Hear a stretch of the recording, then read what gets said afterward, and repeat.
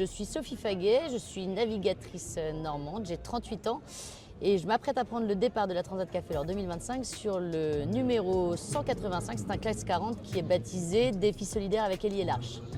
Et tu navigues donc avec un autre Normand? Avec un autre Normand directement venu de Granville, Nicolas Jossier. Okay. Et alors toi Sophie, tu viens d'où?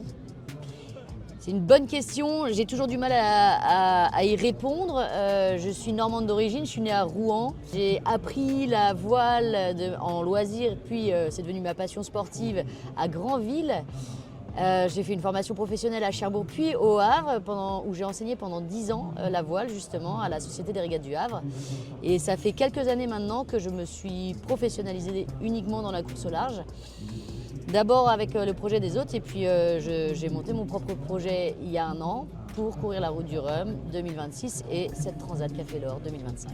Alors justement parlons course au large, donc quelle a été votre première expérience? Eh bien justement la première expérience c'était de la course au large en équipage avec Nicolas il y a 15 ans à peu près. Au départ de Granville on avait une super équipe semi-amateur voire totalement amatrice même sur le Tour de France à la voile.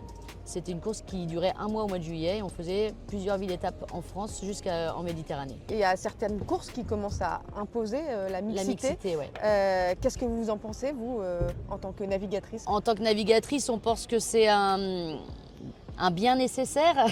Nicolas me fait la joie d'être présent à mes côtés et d'être très content parce qu'il a bien saisi, ainsi que moi, qu'on ne va pas chercher une question de genre, on va chercher une question de compétence et de personnalité.